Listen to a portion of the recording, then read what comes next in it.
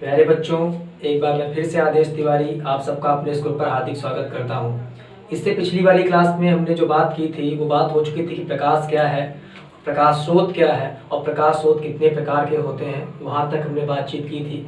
उसके आगे आज हम दो विषयों पर बातचीत करेंगे। वो एक तो ये है कि प्रकाश के गुण क्या हैं और दूसरा प्रकाशिक माध्यम क्या होता है। आज के जो दो विषय बस इस पर ही बातचीत करने वाले हैं। चलिए देखते हैं कि प्रकाश के गुण क्या होते हैं। तो देखिए, वैसे प्रकाश के ढेरों गुण हैं, लेकिन प्रकाश के कम से कम 4 गुण हमें और आपको याद होने चाहिए। तो चलिए देखते हैं आखिर प्रकाश के गुण क्या होने समझते हैं। नंबर 1 है कि प्रकाश सदैव सीधी रेखा में गमन करता है। बिल्कुल याद रखने वाला पॉइंट है, प्रकाश हमेशा सीधी रेखा में गमन करता है। जैसे प्रकाश ऐसे चलेगा, कभी ऐसा नहीं होगा कि प्रकाश ऐसे चले, ऐसे जिग जैग तरीके से गया तो इधर आ गया, इसे निकल गया। प्रकाश का जो पथ होता है वो हमेशा कैसा होता है, सीधा होता है। तो आप बोलेंगे कि प्रकाश सदैव सीधे रेखा में गमन करता है। ये प्रकाश का नंबर 1 गुण है। नंबर 2, प्रकाश को चलने के लिए किसी भी माध्यम की आवश्यकता नहीं होती है। प्रकाश निर्वात में भी गमन कर सकता है। प्रकाश हर माध्यम में चल सकता है, लेकिन अगर ना भी वहां पर कोई माध्यम हो, माध्यम निर्वात हो, निर्वात मतलब जहां पर वायु ना हो, कोई माध्यम ना हो, वहां पर भी प्रकाश गमन कर सकता है। माध्यम का मतलब आप समझते हैं। जैसे अभी आप ये वीडियो देख रहे हैं तो हमारे और आपके बीच का माध्यम कौन है, ये यूट्यूब, जिसके माध्यम से आप हमें सुन पा रहे हैं।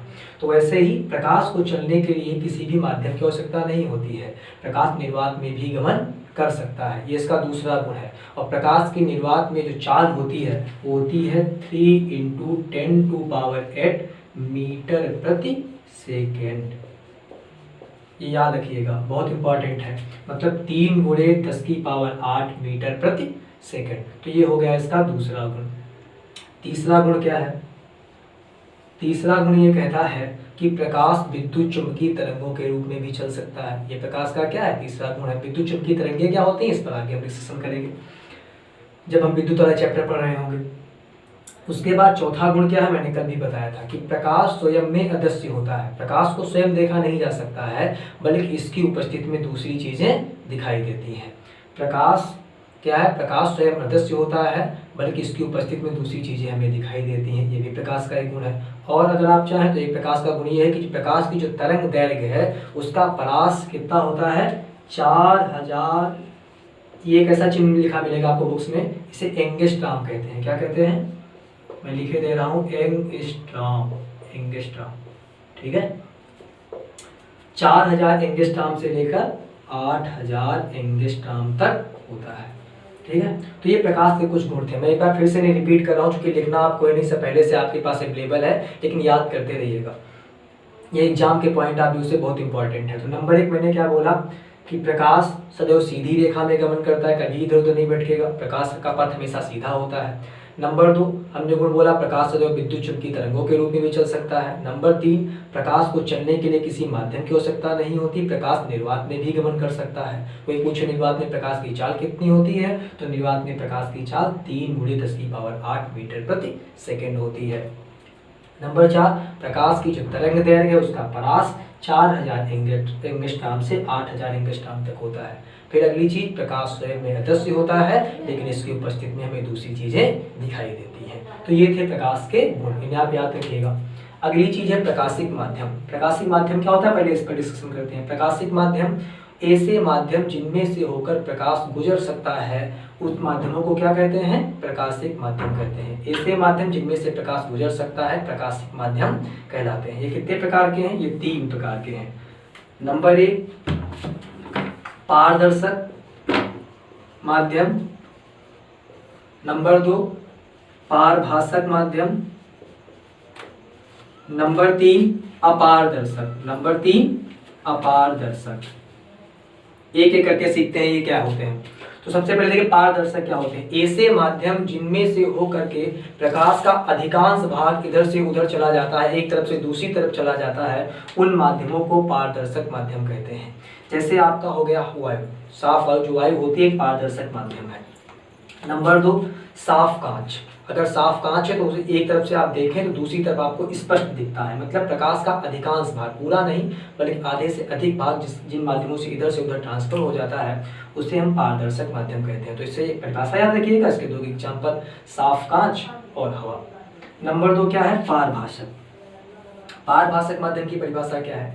ऐसे माध्यम जिसमें से होकर प्रकाश का आंशिक भाग, मतलब बहुत छोटा सा, ना के बराबर लगभग, इधर से उधर गुजर जाता है, पारभाषक माध्यम कहलाते हैं। जैसे आपका गंदा दूषित जल हो गया, और उसके बाद अगर साफ जल है तो पारदर्शक माध्यम का एग्जाम्पल है, लेकिन अगर मटमैला जल है, गंदा जल है, तो पारभाषक का एग्जाम्पल होता है। और क्या हो गया? तेल लगा हुआ कागज, घिसा हुआ कांच, ये सभी क्या होते हैं? पारभाषक माध्यम के एग्जाम्पल है। जो तीसरा है वो है अपारदर्शक माध्यम। ऐसे माध्यम जिसमें प्रकाश का कोई भी भाग एक तरफ से दूसरी तरफ नहीं गुजर पाता है, कोई भी भाग दूसरी तरफ नहीं गुजर पाता है, अपारदर्शक माध्यम कहलाते हैं। जैसे आपकी दीवार हो गई, आप चाहें कि इसके पीछे क्या है तो नहीं देख सकते हैं।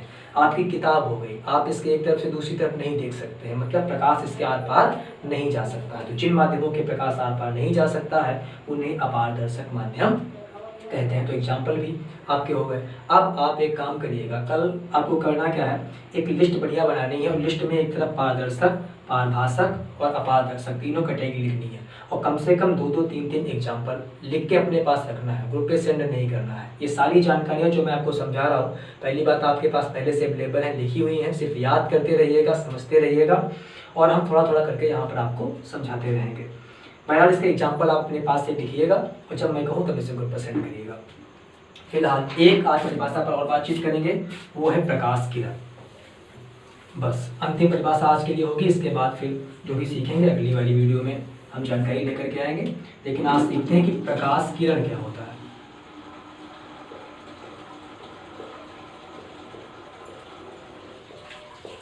जैसा अभी हमने आपको बताया कि प्रकाश सदैव सीधी रेखा में गमन करता है। सीधी रेखा मतलब ऐसे नहीं कि इधर ही होना चाहिए, मतलब सीधा होना चाहिए, 180 एंगल पर होना चाहिए, चाहे इधर से इधर जाए, ठीक है।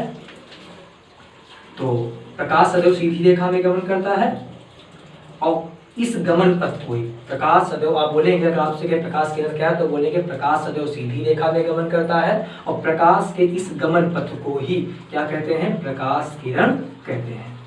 आप क्या बोलेंगे? प्रकाश सदैव सीधी रेखा में गमन करता है, प्रकाश के इस गमन पथ को ही क्या कहते हैं? प्रकाश किरण कहते हैं, ठीक। और प्रकाश किरणों के समूह को क्या कहते हैं? एक साथ बहुत सारी किरणें हो जाए तो इन किरणों के समूह को क्या कहा जाएगा?